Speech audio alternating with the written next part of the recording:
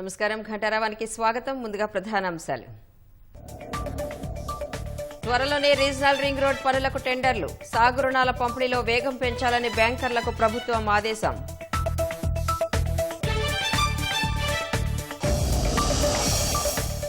రాష్ట్రంలో పెట్టుబడుల సమీకరణకు సర్కార్ కసరత్తు, దావోస్ పర్యటన కోసం 12,30,00,000 మంజూరు.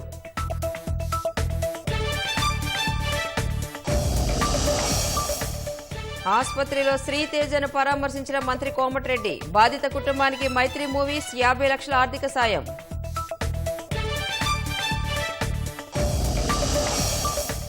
సినీ పరిశ్రమపై ప్రభుత్వానికి ద్వేషం లేదన్న మంత్రి సీతక్క, సీఎం రేవంత్ను కలిసే యోచనలో ఇండస్ట్రీ పెద్దలు.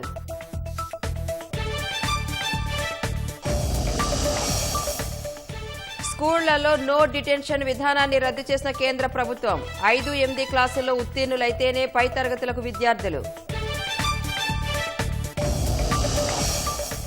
మిషన్ మోడ్లో యువతకు ఉద్యోగాలిస్తున్నామన్న ప్రధాని, ఏడాదిన్నరలోనే 10 లక్షల కొలువులిచ్చామని వెల్లడి.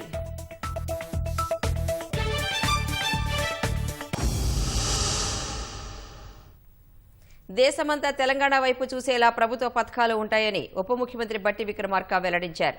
రాబోయే రోజుల్లో వైబ్రెంట్ తెలంగాణను చూడబోతున్నారన్నారు. త్వరలో రీజనల్ రింగ్ రోడ్ పనులకు టెండర్లు ఉంటాయని స్పష్టం చేశారు.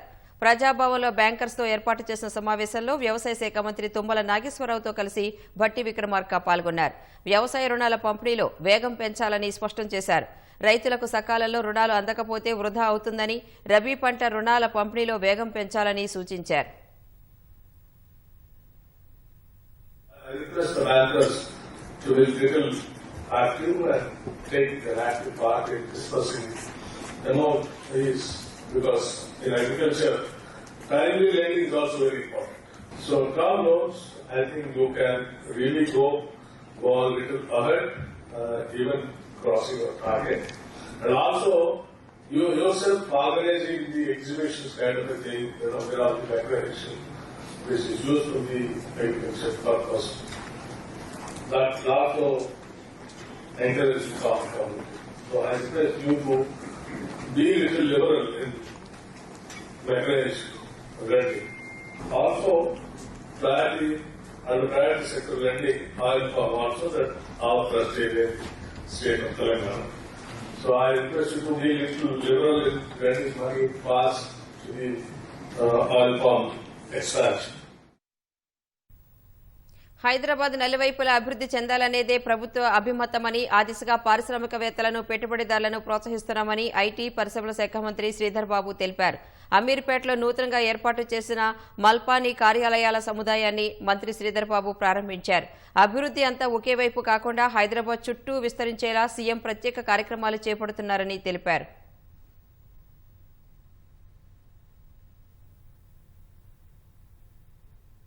రాష్ట్రంలో ప్రధానంగా హైదరాబాద్ నగరంలో ఇలాంటి వ్యవస్థలు ఇంకా అనేకంగా రావాల్సి ఉంది. కేవలం పశ్చిమ భాగానికే పరిమితం కాకుండా పలు దిశల్లో కూడా ఇలాంటి కార్యాలయాలు ఏర్పాటు చేస్తే మొత్తం 4 డైరెక్షన్లో కూడా హైదరాబాదు ఆ విధంగా అభివృద్ధి కావాలని మా ఆకాంక్షతో చాలా పెద్ద కంపెనీస్ వస్తూ ఉన్నాయి.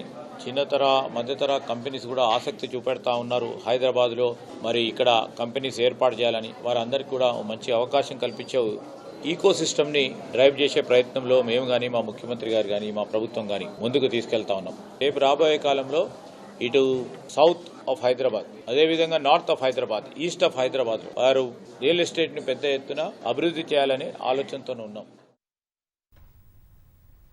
దావోస్లో జరగనున్న ప్రపంచ ఆర్థిక ఫోరం సదస్సులో రాష్ట్ర బృందం పాల్గొనేందుకు అయ్యే ఖర్చుల కోసం ప్రభుత్వం 12,30,00,000 రూపాయలు మంజూరు చేసింది. జనవరి 20 నుంచి 24 వరకు స్విట్జర్లాండ్లోని దావోస్లో ప్రపంచ ఆర్థిక సదస్సు 2025 జరగనుంది. ఈ సదస్సుకు సీఎం రేవంత్ రెడ్డి, పరిశ్రమలు, ఐటీ శాఖల మంత్రి దుద్దిళ్ల శ్రీధర్ బాబు హాజరయ్యే అవకాశం ఉంది. గతేడాది జనవరిలో దావోస్ సదస్సుకు సీఎం రేవంత్ రెడ్డి హాజరయ్యారు. అప్పుడు సుమారు 40,000 కోట్ల రూపాయల పెట్టుబడులకు పారిశ్రామికవేత్తలు ముందుకొచ్చినట్లు ప్రభుత్వం వెల్లడించింది. ప్రపంచవ్యాప్తంగా సుమారు 50 దేశాల నుంచి ప్రజా ప్రతినిధులు, పారిశ్రామికవేత్తలు హాజరయ్యే దావోస్ సదస్సుకు తెలంగాణకు పెట్టుబడులను ఆహ్వానించనున్నారు. దావోస్ పర్యటన కోసం ఐటీ శాఖ బడ్జెట్ నుంచి 12,30,00,000 రూపాయలు మంజూరు చేస్తూ ఆ శాఖ ప్రత్యేక ప్రధాన కార్యదర్శి జయేష్ రంజన్ ఉత్తర్వులు జారీ చేశారు. బహుభాషా కోవిదులు మాజీ ప్రధాని దివంగత పివి నరసింహారావు సేవలు చిరస్మరణీయమని మంత్రులు శ్రీధర్ బాబు, పొన్నం ప్రభాకర్ కొనియాడారు. హైదరాబాద్ నెక్లెస్ రోడ్లో పివి నరసింహారావు 20వ వర్ధంతి సందర్భంగా మంత్రులు పుష్పాంజలి ఘటించారు. విద్యను అందరికీ అందించాలి, విద్యతోనే వ్యక్తిత్వాలు మెరుగుపడతాయని విశ్వసించి విద్యారంగంలో అనేక సంస్కరణలు తీసుకొచ్చిన ఘనత పీవీకే దక్కుతుందని మంత్రి శ్రీధర్ బాబు అన్నారు. నరసింహారావు ఇచ్చిన మార్గదర్శకాలు నేటి యువత అవలంబించాలని పొన్నం ప్రభాకర్ సూచించారు.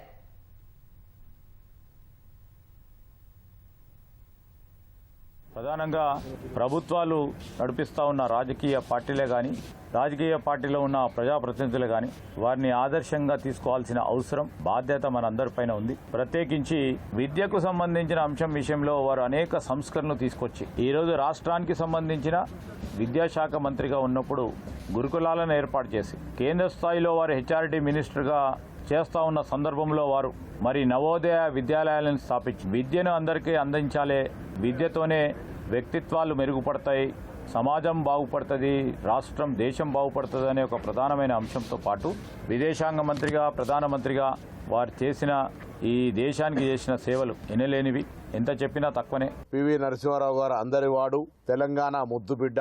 వారు అంత అత్యున్నత స్థానానికి ఎదగడం మనందరికీ ఎప్పటికీ గర్వకారణం. వారు ఇచ్చినటువంటి మార్గదర్శకత్వాన్ని ఈనాటి యువత అవలంబించినట్టయితే తప్పకుండా అందరూ కూడా సన్మార్గంలో నడుస్తారు. బహుభాషా కోవిదుడిగా, అపార జ్ఞానంతో, అపర చాణక్యుడిగా అనేక రకాలుగా రాజకీయాల లోపల పదవులు తన దగ్గరికి ఉరికొచ్చే విధంగా మౌనంగా మౌనముని అంటూనే ప్రపంచంలో అత్యున్నతమైనటువంటి ప్రజాస్వామిక భారతదేశ ప్రధానమంత్రి కావడం అనేటువంటిది ఒక మారుమూల ప్రాంత గ్రామం నుంచి ఇది వారికి సంబంధించినటువంటి ఒక జ్ఞాన సంపదకు నిదర్శనం. రైతు బంధును బొందపెట్టాలని కాంగ్రెస్ ప్రభుత్వం చూస్తోందని మాజీ మంత్రి హరీష్ రావు అన్నారు. రైతుల బతుకులు మార్చేందుకు గతంలో కేసీఆర్ సర్కారు రైతు బంధు మొదలుపెట్టిందని గుర్తు చేశారు. రుణమాఫీ పూర్తి చేసినట్లు సీఎం రేవంత్ రెడ్డి అసెంబ్లీ సాక్షిగా అబద్దాలు చెప్పారని ధ్వజమెత్తారు. ఉపాధి హామీకి వెళుతున్న వారికి వ్యవసాయ కూలీ డబ్బులు ఇవ్వాలన్న హరీష్ రావు ఎకరం భూమి ఉన్నవారికి కూడా కోతలు లేకుండా ఇవ్వాలని డిమాండ్ చేశారు. రైతు బంధు ఎప్పుడిస్తారో చెప్పాలని గ్రామం, మండలం, జిల్లా స్థాయిలో కాంగ్రెస్ నాయకులను నిలదీయాలని హరీష్ రావు అన్నదాతలకు పిలుపునిచ్చారు. బతుకులు మార్చేందుకు కేసీఆర్ గారు రైతు బంధును ప్రారంభిస్తే ఆ రైతు బంధును బొందబెట్టి కుట్ర చేస్తున్నాడు రేవంత్ రెడ్డి. ఇవాళ రైతులందరూ కూడా మేల్కొనాలి. రైతులందరూ కూడా ఎక్కడికక్కడ కాంగ్రెస్ పార్టీ మంత్రులను, ఎమ్మెల్యేలను నిలదీయాలని చెప్పి టీఆర్ఎస్ పార్టీ పిలుపునిస్తా ఉంది.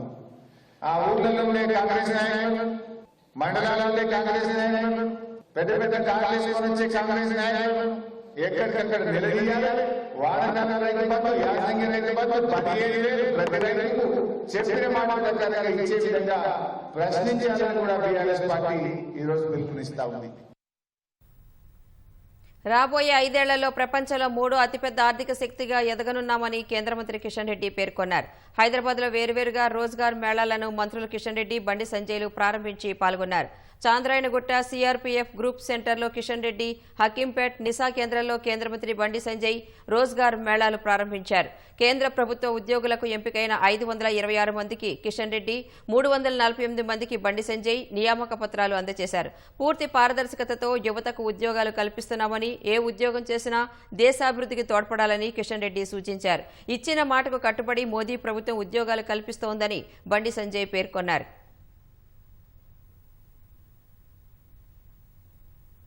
ఎక్కడైతే నిరక్షరాస్యులు అన్నారో, ఎక్కడైతే టెక్నాలజీ లేదన్నారో, ఎక్కడైతే నవ్వారో, ఈరోజు మనము కూరగాయల దుకాణానికి వెళ్ళినా, ఒక బొమ్మల టాయ్స్ దుకాణానికి వెళ్ళినా, ఒక పాండవ దుకాణానికి వెళ్ళినా, ఎక్కడ వెళ్ళినా కూడా పే ఫోన్ సిస్టమ్ వచ్చింది.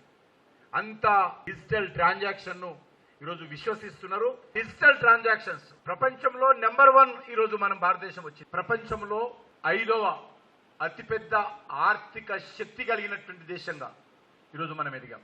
2028-29 కల్లా 3rd లార్జెస్ట్ ఎకానమీ కంట్రీగా మనం ఎమర్జ్ కావాలనుకుంటున్నాం. 5 ట్రిలియన్ ఎకానమీ మనము చేరుకోవాలనుకుంటున్నాం. ఈరోజు ఐటీ సెక్టార్లో ప్రపంచాన్ని మనం శాసిస్తా ఉన్నాం. రానున్న రోజుల్లో అన్ని రంగాలలో కూడా మన దేశంలోని యువత మన యొక్క మేధస్సు ద్వారా ప్రపంచాన్ని శాసించాల్సిన అవసరం ఉంది. శాసిస్తామన్నటువంటి విశ్వాసంతో మనం ముందుకెళ్లాల్సిందిగా కోరుతా ఉన్నాం. మీరు ఏ ఉద్యోగంలో చేరినా కూడా అంకిత భావంతో దేశం కోసం, సమాజం కోసం ఇంకా మన దేశంలో పేదరికం ఉంది, బీదరికం ఉంది, నిరుద్యోగం ఉంది. వాళ్లకు చేయూతను అందించేటువంటి ప్రయత్నం మనం అందరం చేయాలి. నరేంద్ర మోడీ గారు ఇచ్చిన మాటకు కట్టుబడి కేంద్ర ప్రభుత్వ ఉద్యోగాలు 10 లక్షల మందికి ఇవ్వాలని చెప్పి ఒక లక్ష్యం పెట్టుకున్నాం. 2022 ఆగస్టు 22 రోజు మొదటి రోజ్గార్ మేళా కార్యక్రమాన్ని ప్రారంభించారు. దాదాపు 2 సంవత్సరాల్లో 14 రోజ్గార్ మేళాలను నిర్వహించి పైరవులు లేకుండా, దళారీ వ్యవస్థ లేకుండా ఇవాళ నీతిగా, నిజాయితీగా, నిబద్ధతతో 9,20,000 మందికి ఇలా కేంద్ర ప్రభుత్వ ఉద్యోగాలు ఇవ్వడం జరిగింది. రాబోయే రోజుల్లో కూడా ఈ రోజ్గార్ మేళా ద్వారా ఇంకా ఖాళీలను భర్తీ చేస్తూ యువకులకు కేంద్ర ప్రభుత్వ ఉద్యోగాలు ఇవ్వడానికి ప్రయత్నం చేస్తారు. సికింద్రాబాద్ కిమ్స్ ఆసుపత్రిలో చికిత్స పొందుతున్న శ్రీతేజను పుష్ప సినీ నిర్మాత నవీన్, సినిమాటోగ్రఫీ మంత్రి కోమటిరెడ్డి వెంకటరెడ్డి పరామర్శించారు. మైత్రి మూవీస్ సంస్థ తరపున నిర్మాత నవీన్ శ్రీతేజ కుటుంబానికి 50 లక్షల రూపాయల చెక్కును అందజేశారు. సంధ్యా థియేటర్లో జరిగిన ఘటన అంశాన్ని ప్రతిపక్షాలు రాజకీయాలను చేసి రాద్ధాంతం చేయడం మానుకోవాలని కోమటిరెడ్డి అన్నారు. అల్లు అర్జున్ ఇంటిపై జేఏసీ నేతలు దాడి చేయడాన్ని కోమటిరెడ్డి ఖండించారు. సినీ ప్రముఖుల ఇళ్లపై దాడులు చేస్తే చర్యలు తప్పవని, చట్టాన్ని చేతిలోకి తీసుకునే ప్రయత్నం మానుకోవాలన్నారు. శ్రీతేజ కోలుకోవడానికి చాలా సమయం పడుతుందని, త్వరగా కోలుకోవాలని భగవంతుడిని ప్రార్థిస్తున్నట్లు తెలిపారు.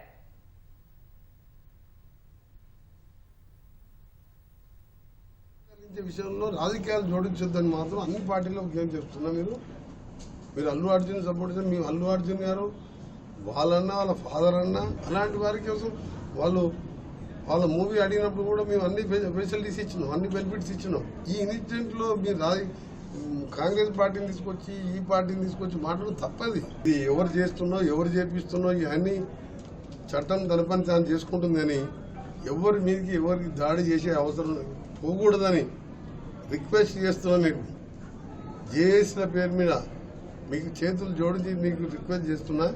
ఇది మంచి సాంప్రదాయం కాదు. ప్రజాస్వామ్యంలో హింసకు తావు లేదు. ఇన్సిడెంట్ జరిగితే పోలీసులు ఉండరు, కోర్టులు ఉండరు, చట్టం ఉండదు, వాళ్ళ పని వాళ్ళు చేస్తారు. కానీ ఏంది నిన్న సీఎం గారు కూడా దాని వెంటనే రాత్రే ఖండించాను. నేను కూడా సినిమాటోగ్రఫీ మినిస్టర్గా ఖండిస్తున్నా. సినిమా ఇండస్ట్రీ వాళ్ళ జోలికి కానీ, హీరోల జోలికి, డైరెక్టర్లు, ప్రొడ్యూసర్ ఎవరు జోలికి పోవద్దు. సినిమా ఇండస్ట్రీపై తమ ప్రభుత్వానికి ఎలాంటి ద్వేషం లేదని మంత్రి సీతక్క తెలిపారు. అయితే ఎర్రచందనం స్మగ్లింగ్ పేరుతో తీసిన పుష్ప సినిమాతో సమాజానికి ఏం సందేశం ఇస్తున్నారని మండిపడ్డారు. ములుగు జిల్లా లీలా గార్డెన్లో జరిగిన క్రిస్మస్ ఉత్సవాలలో మంత్రి సీతక్క పాల్గొన్నారు. రేవతి మృతికి Pushpa cinema hero, cinema unit కారణమన్న సీతక్క తప్పు చేస్తే ఎంతటి వారికైనా శిక్ష తప్పదని తెలిపారు. స్మగ్లర్ ఇతివృత్తంతో తీసిన సినిమాకు జాతీయ అవార్డు ఇవ్వడం సిగ్గుచేటని మండిపడ్డ మంత్రి సామాజిక అంశాలు, జాతీయ భావాలు కలిగిన జై భీమ్ సినిమాకు మాత్రం అవార్డు ఇవ్వలేదని ధ్వజమెత్తారు.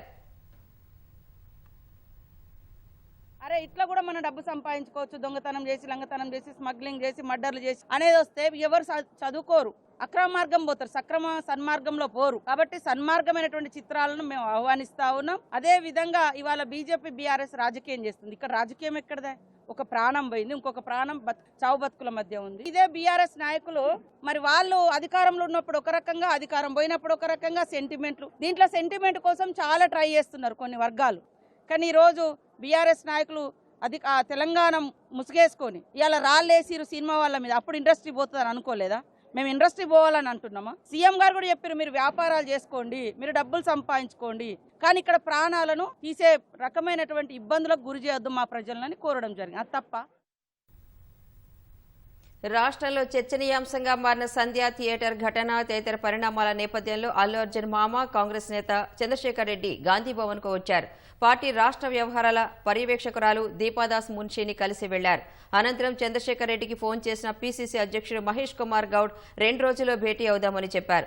అటు సినీ పరిశ్రమ, సంధ్యా థియేటర్ వ్యవహారాలను వేర్వేరుగా చూడాలని పీసీసీ అధ్యక్షుడు మహేష్ కుమార్ గౌడ్ స్పష్టం చేశారు. సంధ్యా థియేటర్ తొక్కిసలాట సంఘటనను శాంతి భద్రతల కోణంలోనే చూస్తున్నట్లు ఆయన వెల్లడించారు. 1972లో ఆనాటి ముఖ్యమంత్రి గౌరవ వెంగళరావు గారి ప్రోద్బలం వల్ల, ఆయన ప్రోత్సాహం వల్లనే కదా హైదరాబాద్ కి చిత్రసీమ మద్రాసు తరలి వచ్చింది.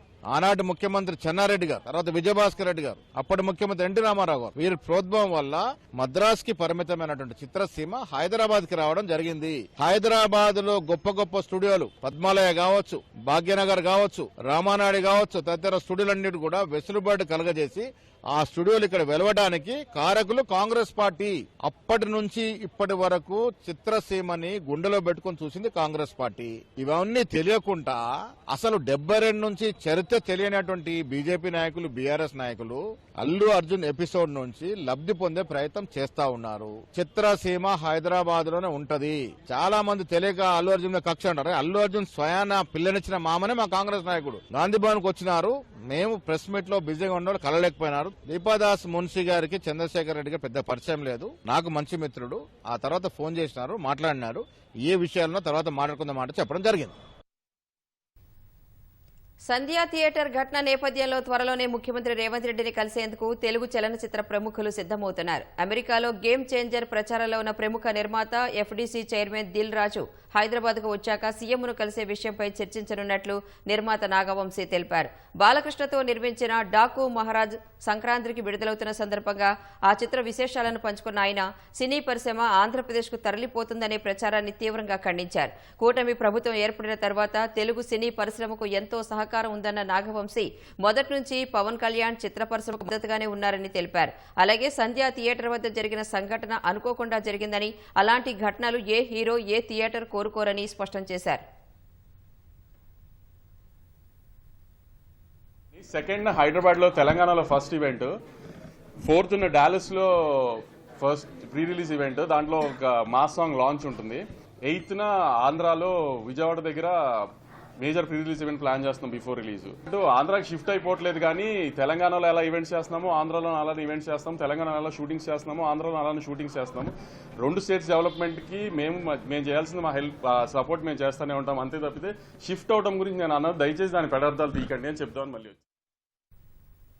సినీ నటుడు మోహన్ బాబుకు హైకోర్టులో చుక్కెదురైంది. ఓ విలేకరిపై దాడి కేసులో ముందస్తు బెయిల్ కోసం మోహన్ బాబు దాఖలు చేసిన పిటిషన్ను హైకోర్టు కొట్టివేసింది.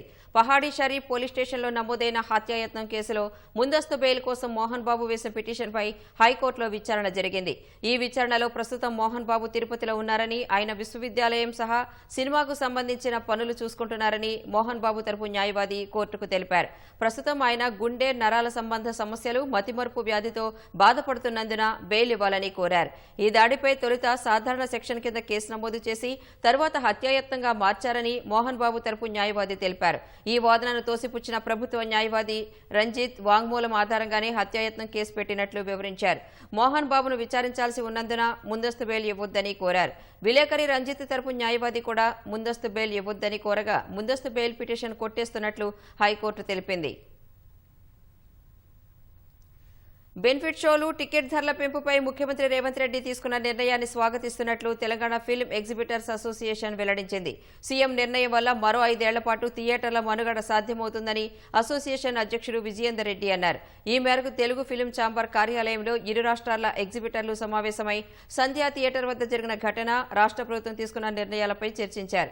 ఇకపై అన్ని థియేటర్స్లోనూ నిర్దిష్టమైన టికెట్ ధరలు ఉండేలా చూడాలని డిమాండ్ చేశారు. తెలంగాణ తరహాలోనే ఆంధ్రప్రదేశ్లోనూ టికెట్ ధరల తగ్గింపు, బెనిఫిట్ షోలపై అక్కడి ప్రభుత్వానికి ప్రతిపాదనలు పంపుతామని ఏపీ ఎగ్జిబిటర్స్ అసోసియేషన్ అధ్యక్షుడు డిఎస్ రాంప్రసాద్ తెలిపారు. టికెట్ రేట్లు ఇట్లా పెంచడం వల్ల ప్రేక్షకులు చాలా కన్ఫ్యూజ్ అవుతున్నారు. ఎగ్జాంపుల్ చెప్పాలంటే ఒక థియేటర్ల రేటు, రెగ్యులర్ రేటు చిన్న టౌన్లలో 100 రూపాయలు ఉంటుంది. సైంధవ రాగానే 150, బాలకృష్ణ రాగానే 200, ఇంకొకటి పుష్ప రాగానే 300. ఇట్లా పిక్చర్ టు పిక్చర్ టికెట్ రేట్లు చేంజ్ చేయడం వల్ల కూడా ప్రేక్షకులు ఇబ్బంది పడుతున్నారు. ఇంకోటి కూడా మేము అనేది ఏంటంటే మొదటి 3-4 రోజులు ఎక్కువ చూసేది పేద విద్యార్థులు, స్కూల్ స్టూడెంట్స్, హాస్టల్ వాళ్ళు మరియు ఫ్యాన్స్, లేబరే చూస్తారు. వాళ్ళనే ఎక్కువ డబ్బులు వసూలు చేయడం కూడా మాకు బాధాకరంగా అనిపిస్తున్నది. దయచేసి టికెట్ రేట్లు ఏదైనా ఒకటి ఫిక్స్ ఉండాలని చెప్పి దిల్ రాజు గారు దరఖాస్తు చేయడం జరిగింది. లక్కీగా అదే విషయం సీఎం గారు నిన్న ఇంకొక సందర్భంలో చెప్పిండు కాబట్టి వారికి మేము స్వాగతిస్తున్నాం. అట్నే మా సినిమాటోగ్రఫీ మినిస్టర్ గారు కూడా సేమ్ అనౌన్స్మెంట్ చేశారు. వారికి కూడా ధన్యవాదాలు తెలియజేస్తున్నాం. ఈ బెనిఫిషియల్ కానీ ఈ రేట్లు పెంచడం కానీ వద్దని చెప్పి ఇండస్ట్రీ వారిని డిమాండ్ చేస్తున్నాం. అయినప్పటికీ కొన్ని సినిమాలు, కొందరు నిర్మాతలు ఎక్కువ ఖర్చు పెట్టామని చెప్పేసి రేట్లు పెంచడం జరుగుతుంది. అది ప్రేక్షకులకి ఇటు థియేటర్లకి జనం వచ్చేవాళ్ళు కూడా తగ్గుతున్నారు, ఆక్యుపేషన్ తగ్గుతున్నాయి. దాని మీద ఈరోజు ఛాంబర్లో ఎగ్జిక్యూటివ్ కమిటీలో చెప్పాం. తెలంగాణ గవర్నమెంట్ తీసుకున్నట్లే ఆంధ్ర గవర్నమెంట్ కూడా మీరు రిప్రజెంటేషన్ చేసి తెలియపరిచి ఆ విధంగా బెనిఫిషియల్ కానీ ఈ ఎక్కువ రేట్లు అధిక రేట్లు వద్దని చెప్పేసి మేము కోరడం అయింది. ఓట్లు వేసి గెలిపించిన ప్రజల ఇష్టాలను కనుక్కొని వాళ్ల అభిప్రాయం మేరకే నాయకులు పనిచేయాలని మహబూబ్ నగర్ ఎంపీ డీకే అరుణ తెలిపారు. లగచెర్ల ఘటనలో జైలుకు వెళ్లి వచ్చిన రైతులను ఆమె కలిసి మాట్లాడారు. ప్రభుత్వం ఇక్కడ ఏ కంపెనీ పెట్టినా రైతుల ఇష్టాలకు అనుగుణంగా పనిచేయాలని సూచించారు. వ్యవసాయం చేసుకునే భూములపై సీఎం ఇష్టానుసారం మాట్లాడటం సరికాదంటూ హితవు పలికారు. అందరూ పండించుకుంటున్నారు, పంటలు పండించుకొని అదే జీవనాధారంగా బతుకుతున్నారు. ఆయన నియోజకవర్గంలోని తన రైతులని తక్కువ చేసి మాట్లాడితే కూడా కరెక్ట్ కాదు. ఆయన ఏం చేసేది ఉండే, ఇట్లనే నేను వచ్చినట్లు ఆయన కూడా వచ్చి కూర్చునేది ఉండే. అందరినీ కూర్చోబెట్టుకొని మీ భూములన్నీ ఎందుకు మీరు అనుమానం ఉంది, ఏం భయం ఉంది, మీరు నాకు చెప్పండి, మీకేమైనా భయం ఉంటే నేను ఆ భయం తొలగిస్తా, దీనివల్ల మీకు మంచి అవుతుంది అంటే చెప్పాలి. ఓకే మంచి జరుగుతుంది, మీకేం నష్టం చెయ్యను అని మిమ్మల్ని అందరినీ ఒప్పించుకొని తీసుకుంటే కూడా ఎవరికి ఇబ్బంది లేదు. కానీ ఇట్లా భయపడిచ్చి చేసి భూములు గుంజుకుంటాం మేము, ఏం చేస్తారు మీరు అనేటటువంటి భయం పెట్టినందుకు అందరూ భయపడ్డారు. RRR అలైన్మెంట్ మార్చాలని కోరుతూ యాదాద్రి భువనగిరి జిల్లా కలెక్టరేట్ ముందు రైతులు ధర్నా నిర్వహించారు. RRR అలైన్మెంట్లో భూములు కోల్పోతున్న రైతులందరూ కలెక్టర్ని కలిసి వినతి పత్రాన్ని అందజేశారు. ప్రభుత్వానికి వ్యతిరేకంగా నినాదాలు చేశారు. ఎన్నికల ముందు కాంగ్రెస్ ప్రభుత్వం RRR అలైన్మెంట్ మారుస్తామని హామీ ఇచ్చిందని, ఆ హామీని నెరవేర్చాలని డిమాండ్ చేశారు. RRR నిర్మాణం వల్ల భువనగిరి, చౌటుప్పల్, గజ్వేల్ మున్సిపాలిటీలు ముక్కలవుతున్నాయని, భూములు కోల్పోయి రైతులకు తీవ్ర నష్టం వాటిల్లుతుందని ఆవేదన వ్యక్తం చేశారు. బాధిత రైతులకు భూమికి బదులుగా భూమిని చూపించాలని డిమాండ్ చేశారు. RRRని ఔటర్కి 60 కిలోమీటర్ల అవతల నుంచి నిర్మిస్తే రైతులకు తక్కువ నష్టం వాటిల్లుతుందని తెలిపారు. 2 లక్షల లోపు అప్పులున్న రైతులకు రుణమాఫీ పూర్తిగా చేయాలని డిమాండ్ చేస్తూ తెలంగాణ రైతు సంఘం ఆధ్వర్యంలో ఖమ్మం కలెక్టర్ కార్యాలయాన్ని ముట్టడించారు. భారీ సంఖ్యలో రైతులు కలెక్టరేట్లోకి చొచ్చుకెళ్లేందుకు యత్నించారు. పోలీసులు వారిని గేటు ఎదుటే అడ్డుకోవడంతో స్వల్ప తోపులాట జరిగింది. దీంతో గేటు బయట ఆందోళన చేశారు. జిల్లాలో ఇంకా 1,25,000 మందికి రుణమాఫీ కాలేదని, అందరికీ వర్తింపు చేయాలని డిమాండ్ చేశారు.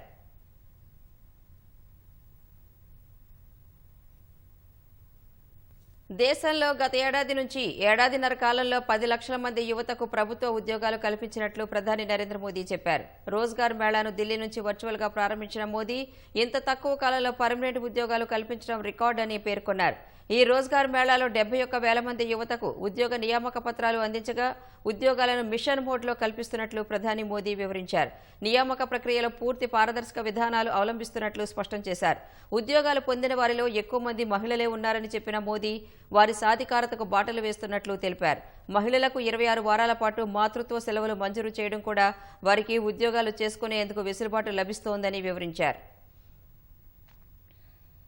भारत के युवाओं के सामर्थ्य और प्रतिभा का भरपूर उपयोग हमारी सरकार की सबसे बड़ी प्राथमिकता है. रोजगार मेलों के जरिए हम लगातार इस दिशा में काम कर रहे हैं.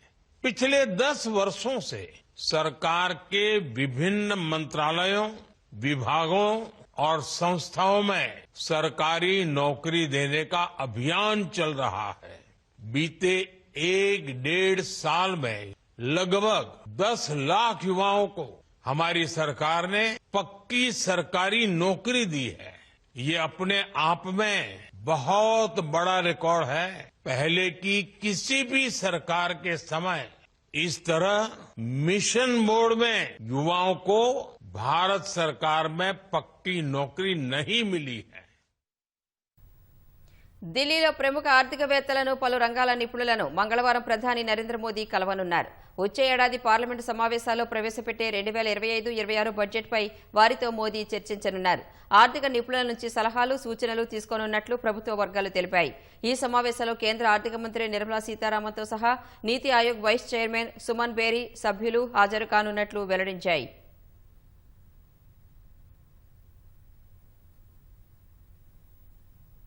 ఇకపై కేంద్ర ప్రభుత్వ ఆధీనంలోని పాఠశాలల్లో చదివే విద్యార్థులు 5, 8 తరగతుల ఫైనల్ పరీక్షల్లో ఉత్తీర్ణత సాధించకపోతే మళ్లీ అవే తరగతులు చదవాల్సి ఉంటుంది. ఈ మేరకు నో డిటెన్షన్ విధానాన్ని రద్దు చేస్తూ కేంద్రం కీలక నిర్ణయం తీసుకుంది. ఫెయిల్ అయిన విద్యార్థులకు మరో అవకాశంగా 2 నెలల్లో మరోసారి పరీక్ష నిర్వహిస్తారు. అందులో పాస్ అయితే సదరు విద్యార్థులను పై తరగతులకు ప్రమోట్ చేస్తారు. కేంద్ర ప్రభుత్వం పాఠశాల విద్యా వ్యవస్థకు సంబంధించి కీలక నిర్ణయం తీసుకుంది. నో డిటెన్షన్ విధానాన్ని రద్దు చేస్తున్నట్లు తెలిపింది. ఈ నిర్ణయం ప్రకారం 5, 8 తరగతుల విద్యార్థులు తుది పరీక్షల్లో తప్పనిసరిగా ఉత్తీర్ణత సాధించాలి. ఫెయిల్ అయిన విద్యార్థులకు 2 నెలల వ్యవధిలో మరోసారి పరీక్ష నిర్వహిస్తారు. అందులో ఉత్తీర్ణత సాధించిన విద్యార్థులను పై తరగతికి ప్రమోట్ చేస్తారు. ఒకవేళ ఆ పరీక్షలోనూ ఫెయిల్ అయితే సదరు విద్యార్థులు మళ్లీ అదే తరగతుల్లో చదవాల్సి ఉంటుంది. ప్రాథమికోన్నత విద్య పూర్తయ్యేంత వరకు ఏ విద్యార్థిని బహిష్కరించరాదని కేంద్రం స్పష్టం చేసింది.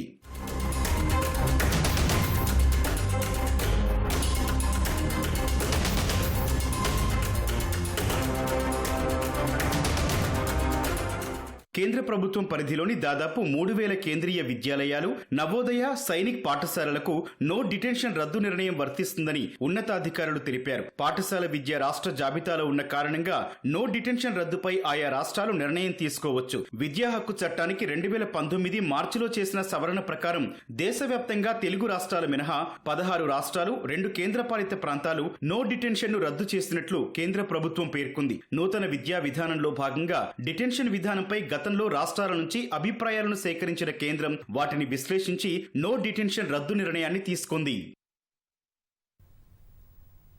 నక్సలిజాన్ని రూపుమాపాలనే పోరాటంలో భద్రతా బలగాలు కీలక పురోగతి సాధించాయి. ఛత్తీస్గఢ్లో కీలక మావోయిస్టు నేత 25 లక్షల రివార్డు కలిగిన ప్రభాకర్ రావు అలియాస్ బల్మూరి నారాయణ రావును పోలీసులు అరెస్టు చేశారు. CPI Maoist party Dandakaranya special zonal committee సభ్యుడైన ప్రభాకర్ రావును కేంకర్ జిల్లా అంతగఢ్ పోలీస్ స్టేషన్ పరిధిలో అదుపులోకి తీసుకున్నట్లు బస్తర్ రేంజ్ ఐజీ సుందర్రాజ్ చెప్పారు. 57 ఏళ్ల ప్రభాకర్ రావు మావోయిస్టు అగ్రనేతలకు అత్యంత సన్నిహితంగా ఉండటం సహా వారికి ఆయుధాలు, ఇతర సామాగ్రి సరఫరా చేయడంలో కీలక పాత్ర పోషిస్తున్నట్లు సుందర్రాజ్ వెల్లడించారు. ప్రభాకర్ రావు స్వగ్రామం తెలంగాణలోని జగిత్యాల జిల్లా బీర్పూర్. గత 40 ఏళ్లుగా సిపిఐ మావోయిస్టు పార్టీలో పనిచేస్తున్నారు.